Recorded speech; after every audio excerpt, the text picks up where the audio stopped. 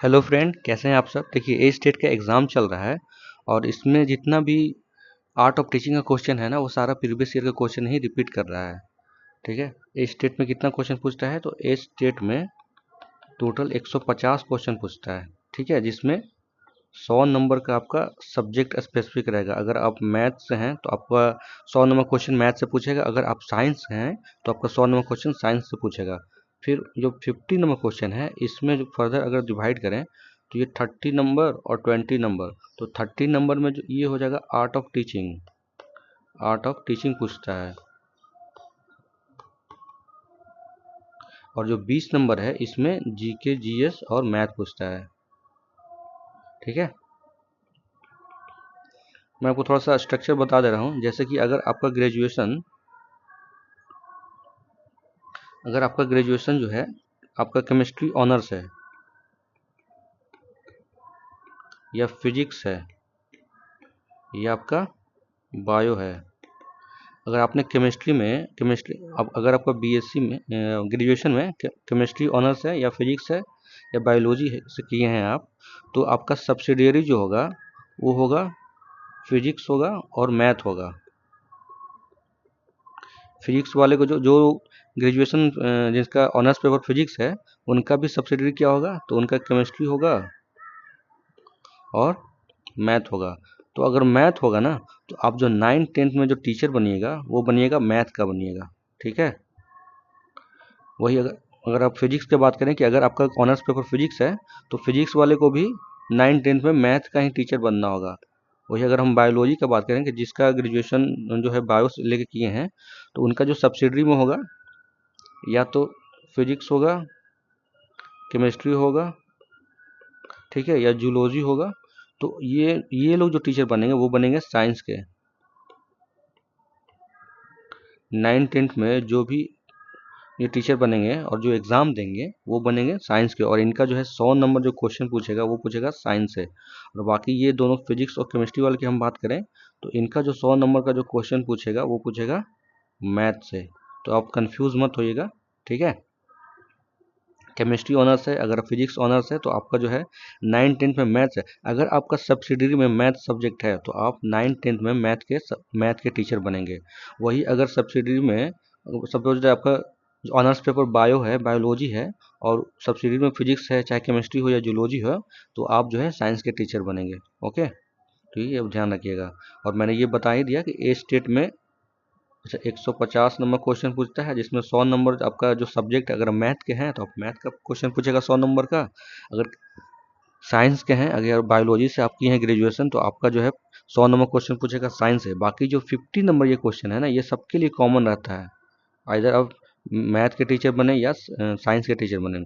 और 50 नंबर को हम फिर फर्दर डिवाइड करेंगे 30 30 और 30 और 20 में। तो 30 नंबर का क्वेश्चन जो पूछता है आर्ट ऑफ टीचिंग का, और 20 नंबर में जीके जीएस और मैथ आ जाता है। ठीक है। तो चलिए हम लोग शुरू करते हैं। फर्स्ट क्वेश्चन देखते हैं। ओके। फर्स्ट क्वेश्चन क्या कह रहा है, ये कब का क्वेश्चन है, तो 14/9/2023 का ये शिफ्ट का क्वेश्चन है। ओके, फर्स्ट शिफ्ट का। तो इसमें पहला क्वेश्चन कह रहा है क्रिया आधारित अधिगम। क्रिया आधारित अधिगम जो है लर्निंग बेस्ड ऑन एक्शन। तो लर्निंग जो है किस पे बेस्ड है, कौन से एक्शन पे। तो ऑप्शन ए सूत्र लेखन से, ऑप्शन बी अभ्यास से, ऑप्शन सी करके यानी बाय डूइंग, इसी को बाय डूइंग कहते हैं, या ऑप्शन डी स्मरण यानी रट्टा मार के मेमोराइजिंग करके। तो आपको बताना है learning based on action is through dictation, option B through practice, option C by doing, या ऑप्शन डी बाय मेमोराइजिंग। तो हम लोग अगर उसको करके सीखते हैं, ठीक है, लर्निंग बेस्ड ऑन एक्शन किस पे बेस्ड है, तो हम लोग करके सीखते हैं। तो फर्स्ट का जो आंसर हो जाएगा वो हो जाएगा सी। सेकंड नंबर क्वेश्चन आइए देखते हैं। सेकंड नंबर क्वेश्चन कह रहा है अधिगम प्रक्रिया में शिक्षार्थी हैं। In the learning process learner is. तो लर्निंग प्रोसेस में लर्निंग क्या है, तो मैं आपको थोड़ा सा बता दे रहा हूँ। जॉन एडम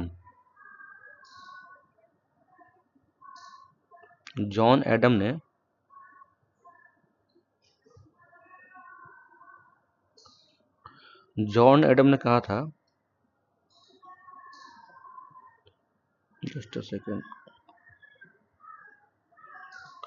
जॉन एडम ने कहा था, बाईपोलर का सिद्धांत दिया था। बाईपोलर। बाईपोलर का मतलब क्या हो गया कि टीचर रहते हैं और स्टूडेंट रहते हैं, ठीक है।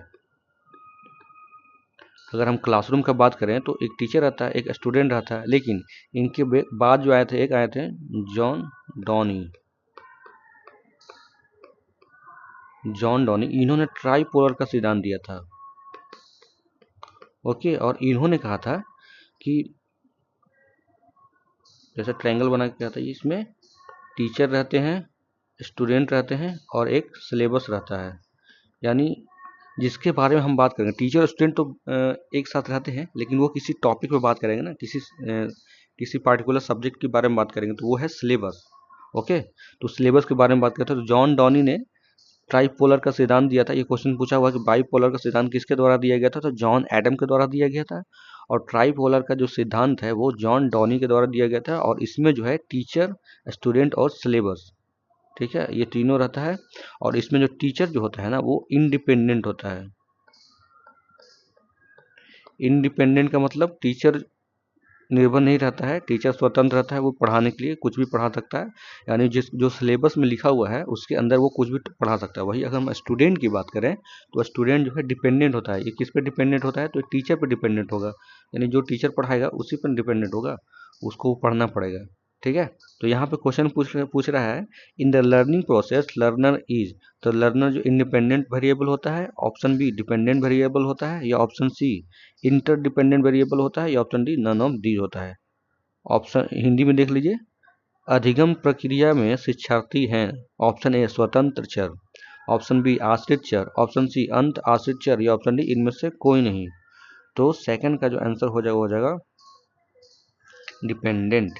ओके, यानी इस पर निर्भर करता है, उस पर डिपेंडेंट करता, आश्रित करता है।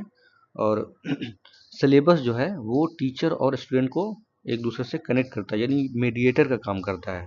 तो सेकंड का जो आंसर हो जाएगा, बी। थर्ड नंबर क्वेश्चन देखो, थर्ड नंबर क्वेश्चन कह रहा है, शैक्षिक उद्देश्य का मूल स्रोत है, तो मानव अनुभव, ऑप्शन बी मनोविज्ञान, ऑप्शन सी दर्शन शास्त्र, या ऑप्शन डी समाज शास्त्र। The primary source of education objective is, तो option A human experience, option B psychology, option C philosophy, या ऑप्शन डी सोशोलॉजी।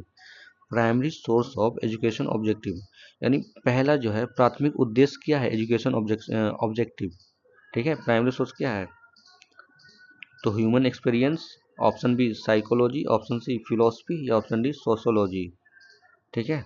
हिंदी में पढ़ लें, मानव अनुभव, ऑप्शन बी मनोविज्ञान, ऑप्शन सी दर्शन शास्त्र, या ऑप्शन डी समाज शास्त्र। तो इसका जो आंसर हो जाएगा ए ह्यूमन एक्सपीरियंस। ओके, शैक्षिक उद्देश्य का मूल स्रोत क्या है, तो वो है ह्यूमन एक्सपीरियंस। यानी जो ह्यूमन अपने आप से सीखता है, एक्सपीरियंस करके सीखता है, उसको कुछ सिखाया नहीं जाता है, ठीक है। तो एक्सपीरियंस, ह्यूमन एक्सपीरियंस है। 4 नंबर क्वेश्चन देखिए,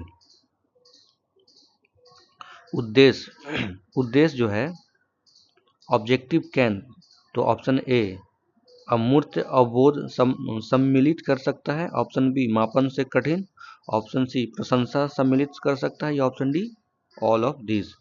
इंग्लिश में हम बात करें तो include abstract understanding, option B difficult to measure, option C include appreciation, या option D all of this, ठीक है। तो इसका जो आंसर हो जाएगा ऑल ऑफ द एबव, यानी इसमें से सभी हो जाएंगे, ठीक है। ऑब्जेक्टिव का क्या उद्देश्य है, तो ऑब्जेक्टिव का उद्देश्य है कि उसको एब्स्ट्रैक्ट अंडरस्टैंडिंग हो, यानी समझदारी हो। यानी अगर सपोज दैट ये बुक है ना, तो पहले तो हम बच्चे को ये बुक दिखाएंगे कि देखो बच्चों ये बुक है, और उसके बाद इसको हटा लेंगे, और उसके बाद बोलेंगे कि आप इमेजिन करो कि यहाँ पे एक बुक रखा हुआ है, ठीक है। Option B difficult to measure, option C include appreciation. तो इसका जो आंसर हो जाएगा वो हो जाएगा ऑल ऑफ द एबव।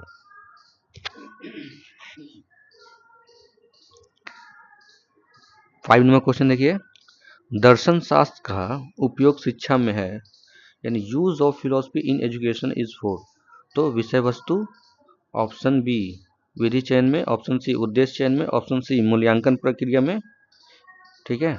वही हम इंग्लिश में बात करें तो use of philosophy in education is for selection of content, option B selection of method, option C selection of objective, या option D evaluation of process. तो आपको बताना है कि इसका आंसर क्या हो जाएगा।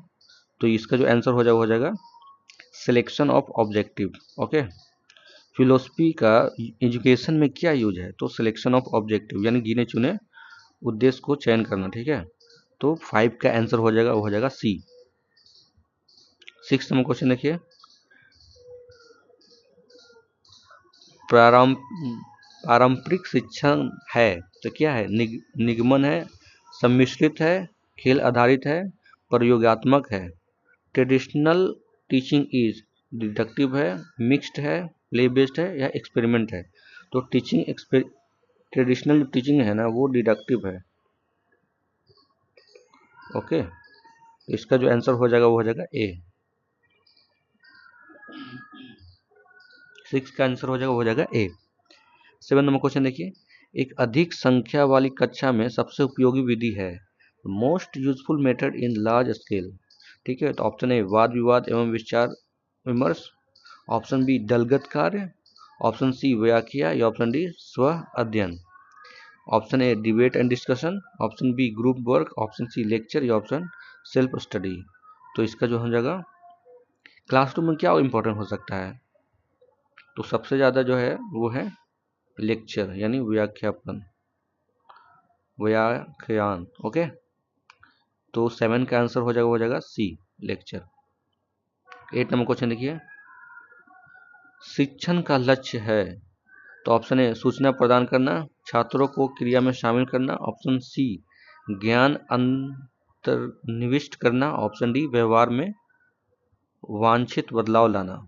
इंग्लिश में हम बात करें तो गोल ऑफ टीचिंग इज, तो गोल टीचिंग का मेन उद्देश्य क्या है, टू प्रोवाइड इंफॉर्मेशन। तो ये तो है, लेकिन इसको सबसे इम्पोर्टेंट को इसमें से सबसे मतलब अच्छा कौन सा है ऑप्शन है, तो option B to involve student in action, option C to install knowledge, या option D bring desire change in behaviour. यानी उसको जो है हम लोग पॉजिटिव वे में हमको इसको लेंगे, जैसे कोई स्टूडेंट है तो उसको हम लोग डिजायरेबल चेंज लेंगे यानी कुछ अच्छा उसको सिखाएंगे। तो इसका जो आंसर हो जाएगा 8 का हो जाएगा डी। ठीक है,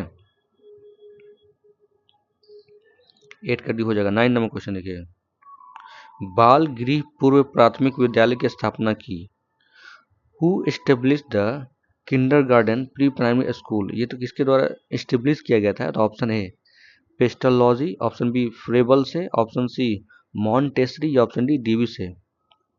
ठीक है, तो इसका आंसर हो जाएगा, देखिए इंग्लिश में भी ऑप्शन पढ़ते हैं, option A Pestalozzi, option B Froebel, हालांकि नेम सेम ही है, ऑप्शन सी मॉन्टेस्ट्री, या ऑप्शन डी डीबी। ठीक है, तो इसका जो आंसर हो जाएगा फ्रेबल से। फ्रेबल ने किंडरगार्टन एक स्कूल है, प्री प्राइमरी स्कूल है, उसी को किंडरगार्टन बोलते हैं। किंडरगार्टन बच्चों के लिए होता है, किड्स।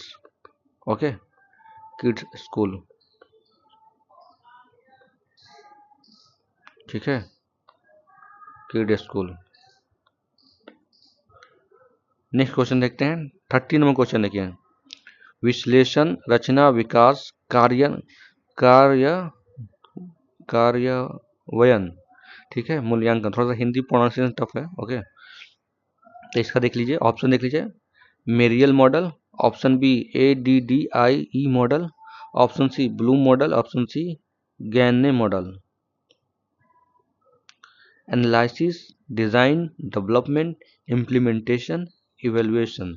ये क्या है, तो मेरिल मॉडल है, ऑप्शन बी एडी मॉडल है, ऑप्शन सी ब्लूम मॉडल है, या ऑप्शन डी गैगन मॉडल है। ठीक है, गैन्ने मॉडल है, तो इसका जो आंसर हो जाएगा ADDIE model. Okay, B ADDIE। Okay, तो 10 का जो आंसर हो जाएगा वो हो जाएगा बी। 11 नंबर क्वेश्चन देखिए, किस आयु में बच्चे शब्दों को खेल में शामिल हो सकते हैं और ऐसे चुटकुलों को और पहेलियों को पसंद कर सकते हैं जिसका शब्दों में खेल शामिल हो। यानी इसका वजन ईयर पूछ रहा है कि किस वर्ष में बच्चों को ज़्यादा पसंद आता है, चुटकुले पसंद आता है, पहेलियाँ पसंद आता है। तो ऑप्शन है 7 वर्ष, ऑप्शन बी 12 वर्ष, ऑप्शन सी 1 वर्ष, या ऑप्शन डी 3 वर्ष। 1 वर्ष तो होगा ही नहीं। ओके, और 3 वर्ष भी नहीं होगा जनरली। 1 to 3 एज तक शायद ही कोई, मतलब बच्चे को जनरली नहीं प्रीफर किया जाता है। आफ्टर 3-4 के बाद ही बच्चे को स्कूल में डाला जाता है।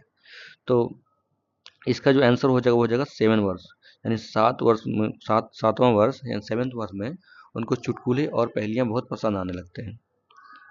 12 नंबर क्वेश्चन देखिए,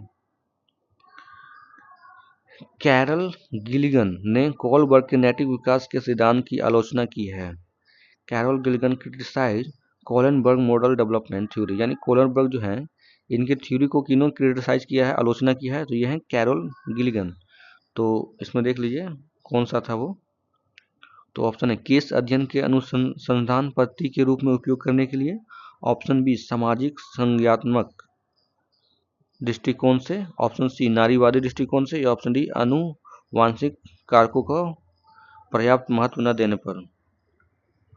इंग्लिश में देख लीजिए, using case study as a reserve method, option B social cognitive approach, option C feminist prospective, या option D for not giving enough importance to genetic factor. तो ये हो जाएंगे फेमिनिस्ट पर्सपेक्टिव, यानी नारीवादी जो दृष्टिकोण था जो कोलनबर्ग ने दिया था उसको क्रिटिसाइज किया था किसने, तो कैरल गिलिगन ने, नारीवादी। 13 नंबर क्वेश्चन देखिए, 13 नंबर क्वेश्चन कह रहा है शैशवावस्था में समाजीकरण की, इसमें फिल इन ब्लैंक है, संस्थाएं प्रमुख रूप से में महत्वपूर्ण है, जबकि प्रारंभिक बाल अवस्था में समाजीकरण की संस्थाएं भी महत्वपूर्ण हो जाती है। इंग्लिश में देख लीजिए, in infancy socialization institution are important while in early childhood institution are also become important, यानी कब कब यह क्या होता है। तो अगर हम इन्फेंसी की बात करें, इन्फेंसी, तो डेफिनेटली इसका जो हो जाएगा प्राइमरी होगा। ओके, इन्फेंसी मतलब क्या, बच्चा होता है, अर्ली एज। ओके, वही अगर हम यहाँ पे बात करें चाइल्डहुड, तो चाइल्डहुड किस में आ जाएगा, तो सेकेंडरी में आ जाएगा। तो इसका आंसर क्या हो जाएगा सी, यानी प्राथमिक और सेकेंडरी। 14 नंबर क्वेश्चन पे आते हैं, अच्छे शिक्षण के लिए क्या आवश्यक है, what is required for good teaching, यानी गुड टीचिंग के लिए क्या रिक्वायर्ड है। तो ऑप्शन ए उपचार, ऑप्शन बी निदान, ऑप्शन सी प्रतिपूर्ति, या ऑप्शन डी उपयुक्त में से सभी। ऑप्शन ए इंग्लिश में देख लीजिए remediation, option B diagnosis, option C compensation, और या option D all of the above. तो बिल्कुल सभी ये होने चाहिए। ठीक है, कंपेंशन मतलब क्या होता है, दया। ओके, कंपेंशन मतलब क्या होता है, दया होता है। तो 14 का जो आंसर हो जाएगा वो हो जाएगा all of the above. 15 number question देखिए, शिक्षण सहायक सामग्री का उपयोग निम्न आधार पर उचित है। तो छात्रों को सिखाने के परिणामों के अनुकूलित करना, ऑप्शन बी कक्ष में छात्र का ध्यान आकर्षित करना, ऑप्शन सी कक्षा में अनुशासनहीनता की समस्याओं को कम करना, या ऑप्शन डी सीखने के कार्यों को में छात्रों को प्रभावी भागीदारी। इंग्लिश में ऑप्शन देख लीजिए, use of technique aid is appropriate based on, तो optimizing student learning outcome, option B attracting student attention in class, option C reducing indiscipline in class, या option D effective student engagement in learning task. यानी इसमें को रहा है शिक्षण सहायक सामग्री का उपयोग निम्न आधार पर उचित है, किस पर आधारित हो, तो सीखने के कार्यों में छात्रों को प्रभावी भागीदारी। ठीक है, इसलिए ये इंपॉर्टेंट है, इस पर बेस्ड है। तो effective student engagement in learning task. Okay, next पढ़ते हैं 16 नंबर क्वेश्चन। 16 नंबर क्वेश्चन क्या रहा है, पाठ्य पुस्तक मदद करती है। तो पाठ्य पुस्तक यानी टेक्स्ट बुक बोलते हैं, टेक्स्ट बुक हेल्प इन, तो छात्रों को मार्गदर्शन करने में ले, ऑप्शन बी शिक्षकों को मार्गदर्शन करने में, या option C A and B, या option D none of the above. तो बिल्कुल जो टेक्स्ट बुक है, टेक्स्ट बुक जो है वो तो स्टूडेंट को हेल्प करता ही करता है, वो जो है टीचर को भी हेल्प करता है। अब टीचर को कैसे हेल्प करता है, तो टीचर जो है वो कैसे पढ़ाएगा, फिर प्लानिंग कर जाए वो उनको भी तो सिलेबस ही पढ़ाना है, तो वो खुद पढ़ के कहाँ से आएंगे, तो बुक टेक्स्ट बुक्स पर पढ़ के आएंगे, टेक्स्ट बुक मतलब बुक पढ़ के आएंगे। तो ये दोनों की हेल्प करता है, टीचर एंड स्टूडेंट को, दोनों को। तो 16 का जो आंसर हो जाएगा वो हो जाएगा सी। ओके, आई होप कि आपको समझ में आ रहा है। और लंबे समय तक आप इसको याद रखिएगा। दोस्तों किसका कब एग्ज़ाम है आप कमेंट बॉक्स में ज़रूर बताइएगा, और सेंटर कहाँ दिया है। और हाँ, वीडियो अगर आपको अच्छा लग रहा हो तो लाइक सब्सक्राइब शेयर कर दीजिएगा, उससे हम लोग को सपोर्ट मिलता है। ठीक है। 20 नंबर क्वेश्चन देखिए, भारत का सबसे पुराना पुस्तकालय कौन सा है। तो ये तो आई थिंक क्वेश्चन बहुत इजी हो गया। इंडिया ओल्डेस्ट लाइब्रेरी इज, तो option A Asiatic society library Mumbai, नहीं। ऑप्शन बी कोनेरे कोनेमारा पब्लिक लाइब्रेरी मद्रास, तो नहीं। Option C Delhi public library Delhi, नहीं। National library of India Kolkata, तो ये हो जाएगा आंसर डी, वही है। ऑप्शन दोनों सेम ही है, तो इसका आंसर हो जाएगा D, national library in Kolkata. शिक्षण प्रभावशीलता की प्रकृति है। The nature of teacher effectiveness is, तो ऑप्शन ए वैज्ञानिक, ऑप्शन बी कलात्मक, ऑप्शन सी दोनों, ए एंड बी दोनों। तो बिल्कुल इसका आंसर हो जाएगा सी, हो जाएगा, दोनों होना चाहिए। तो साइंटिफिक भी है और आर्टिस्ट भी है, तो इसका आंसर हो जाएगा सी। ओके। और अगर इसमें एक्टर देता है ना, एक्टर, तो वो भी हो जाता है। क्यों? क्योंकि बच्चों को समझाने के लिए एक्टिंग भी करना पड़ता है। अगर बच्चों को समझाना है, हंसना तो हंस कर दिखाएगा, रोना तो रो कर दिखाएगा, तो ये क्या हो गया, एक्टिंग हो गया। तो वो भी इसमें अगर एक्टिंग भी अगर ऑप्शन में रहता है ना, तो ये भी एक्टिंग भी उसमें शामिल हो जाता।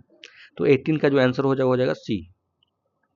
19 नंबर क्वेश्चन देखिए, शिक्षक को मित्र, दार्शनिक और मार्गदर्शन वाक्यों द्वारा महिमा महिमा मंडित किया गया, क्योंकि the teacher was glorified as a friend, philosopher and guide, because वह छात्रों को मानवता का उच्च मूल्य से अवगत करता है, वह एक महान देशभक्त है, या option C A and B, या ऑप्शन डी इनमें से कोई नहीं। He make a student aware of high human value, he was a great patriot, तो ऐसा कुछ नहीं है। तो 19 का जो आंसर हो जाएगा he make a student aware of high human value, यानी जो मानवता का जो मेन जो वैल्यू है, उद्देश्य है, उसके बारे में टीचर अवगत कराता है स्टूडेंट को। तो 19 का आंसर हो जाएगा ए। 20 नंबर क्वेश्चन देखिए, शिक्षण शिक्षण अधिगम प्रक्रिया में शिक्षक महत्वपूर्ण भूमिका निभाता है।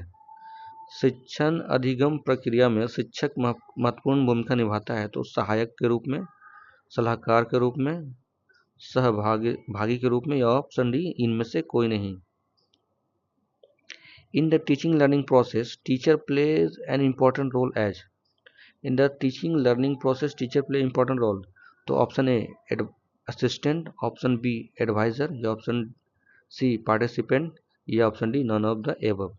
तो इसका जो आंसर हो जाएगा सहायक। ठीक है, सहायक के रूप में। तो 20 का आंसर हो जाएगा A. In the teaching learning process teacher play an important role, तो असिस्टेंट उसको मदद करता है। अब इसको याद करने के लिए क्या समझे, तो गूगल असिस्टेंट है ना, उसको कुछ भी पूछिए तो वो आपको बता देता है। ठीक उसी तरह हमारे टीचर होते हैं, शिक्षक होते हैं, गुरु जी होते हैं, असिस्टेंट। ओके। 20 का आंसर हो जाएगा ए। 21 नंबर क्वेश्चन देखिए, एक अच्छे मूल्यांकन में क्या होता है। ए गुड असेसमेंट हैज व्यक्तिनिष्ठा, ऑप्शन बी वैधता, ऑप्शन सी पक्षपात, या ऑप्शन डी उपरोक्त में से कोई नहीं। तो सब्जेक्टिविटी, वैलिडिटी, बायस, या नॉन ऑफ द एबव। तो बायस तो होगा नहीं, ठीक है, और सब्जेक्टिविटी भी नहीं होगा, तो इसका जो आंसर हो जाएगा वैधता, यानी वैलिडिटी। 21 का आंसर हो जाएगा बी। 22 नंबर क्वेश्चन देखिए, निम्नलिखित में से कौन मूल्यांकन का प्रकार नहीं है। Which of the following is not type of assessment. निर्माणात्मक, ऑप्शन बी वाद विवाद, ऑप्शन सी संकलनात्मक, या ऑप्शन डी CCE। इसमें से देखिए क्वेश्चन में नोट दिया हुआ है, हालांकि हम लोग क्वेश्चन में जनरली नोट छोड़ देते हैं ना, इसलिए आपको ध्यान से पढ़ना। तो फॉर्मेटिव, डिबेट, समेटिव, CCE। तो डिबेट नहीं होगा, ठीक है। असेसमेंट एक फॉर्मेटिव असेसमेंट होता है, एक समेटिव असेसमेंट होता है, एग्जाम समझ लीजिए। फॉर्मेटिव, एक होता है समेटिव। तो समेटिव जो होता है ना, वो लास्ट में होता है जो आपका एग्जाम होता है, ठीक है। फॉर्मेटिव जो है इनिशियल में भी हो सकता है, बीच में भी हो सकता है। ठीक है, तो ये दोनों में डिफरेंस है। एक आपने सुना होगा यूनिट टेस्ट भी, ये भी फॉर्मेटिव है। आपका एनुअल एग्जाम किस में आ जाएगा? एनुअल एग्जाम जो आ जाएगा वो हो जाएगा समेटिव में आ जाएगा। ठीक है, और यूनिट टेस्ट जो आ जाएगा वो फॉर्मेटिव में आ जाएगा। क्यों फॉर्मेटिव में? इसलिए क्योंकि यूनिट टेस्ट हम लोग हर 1-2 महीने पे एग्जाम होता रहता है, और समेटिव में एनुअल एग्जाम जो कि लास्ट में होता है। तो ये फॉर्मेटिव भी होगा, समेटिव भी होगा, सीसी भी होगा, लेकिन इसमें नहीं जो होगा वो होगा बी। तो 22 का जो आंसर हो जाएगा वो हो जाएगा वाद विवाद। डिबेट का कोई लेना ही देना नहीं है इससे। 23rd नंबर क्वेश्चन देखिए, मूल्यांकन संबंधित है तो किससे संबंधित है? Assessment is related to. तो ऑप्शन ए विषय, ऑप्शन बी अधिगम प्रक्रिया, ऑप्शन सी उद्देश्य, या उपरोक्त में से सभी। इंग्लिश में देख लीजिए, सब्जेक्ट से, लर्निंग प्रोसेस से, ऑब्जेक्टिव से, या ऑल ऑफ द एबव। तो इसका जो आंसर हो जाएगा डी। ओके, इसका जो आंसर हो जाएगा all of these. 24 number question पे आते हैं, निम्नलिखित में से कौन सा कथन पाठ्यचर्या से संबंधित नहीं है, यानी नॉट। ध्यान से पढ़िएगा, जहां नॉट आएगा उसको अंडरलाइन कर लीजिएगा। ओके, तो ऑप्शन ए कर रहा है ये छात्रों के अधिगम अनुभव से संबंधित है। ऑप्शन बी ये अध्ययन के कार्यक्रम से संबंधित है। ऑप्शन सी यह शिक्षकों को वृत्तिक विकास से संबंधित है, या ऑप्शन डी यह पाठ्यक्रम रूपरेखा की संरचना है।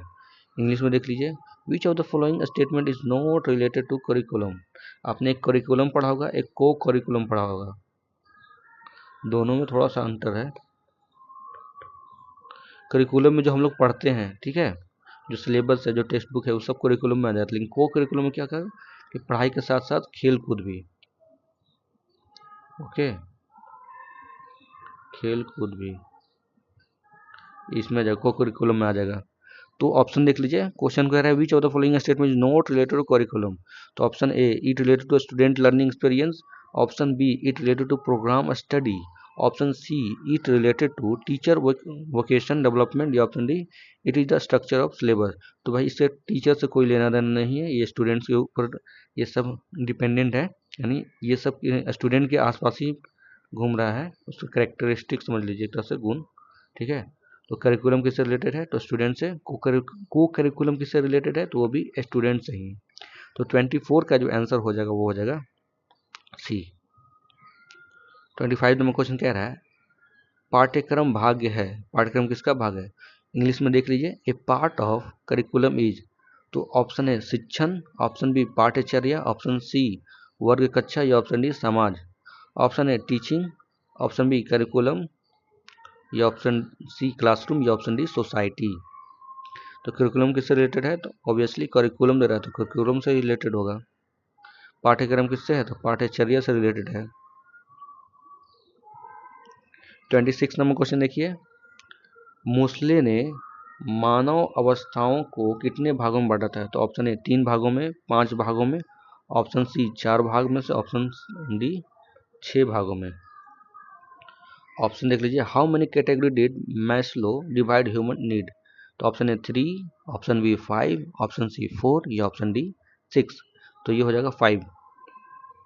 26 का हो जाएगा बी 5। 27 नंबर क्वेश्चन देखिए, सीखना एक स्वाभाविक प्रक्रिया है।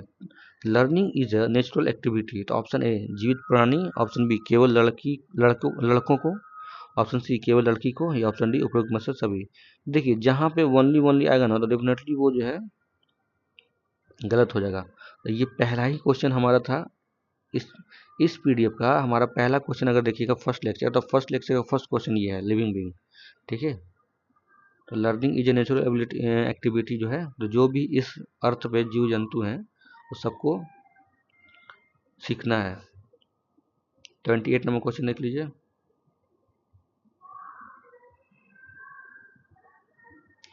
28 नंबर क्वेश्चन कह रहा है which of the following does not play a role in teaching learning.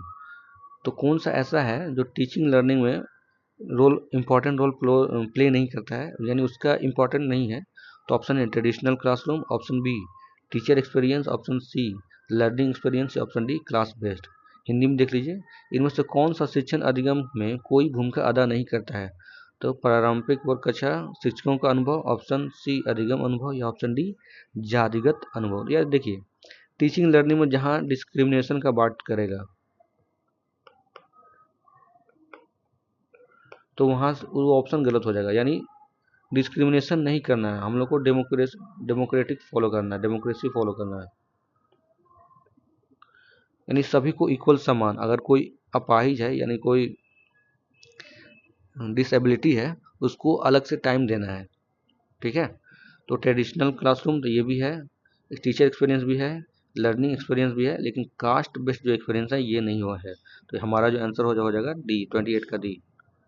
अयासी शिक्षण सामग्री, आयामी शिक्षण सामग्री dimensional teaching material is model, option B chart, option C object, या option D all of the above. Option Hindi में देख लीजिए, ऑप्शन ए मॉडल, चार्ट, वस्तु, उपयोग में से सभी। तो डायमेंशनल टीचिंग मटेरियल क्या है, तो ये हो जाएगा, सब हो जाएगा, मॉडल भी, चार्ट भी और ऑब्जेक्टिव भी। तो 29 का आंसर हो जाएगा, डी। ओके, देखिए दोस्तों, अगर आपको वीडियो अच्छा लग रहा हो तो लाइक कर दीजिएगा, अगर आपको कोई सजेशन हो तो बता दीजिएगा। ओके, हाँ, और आपका सेंटर कहाँ दिया है, अगर आप कहाँ से बिलोंग करते हैं, आपका सेंटर कहाँ भेजा है वो ज़रूर भेजिएगा, मैं देखना चाहता हूँ किसका कितना दूर भेजा है। 30 नंबर क्वेश्चन देखिए, आई थिंक आज का लास्ट ही क्वेश्चन होगा। हाँ,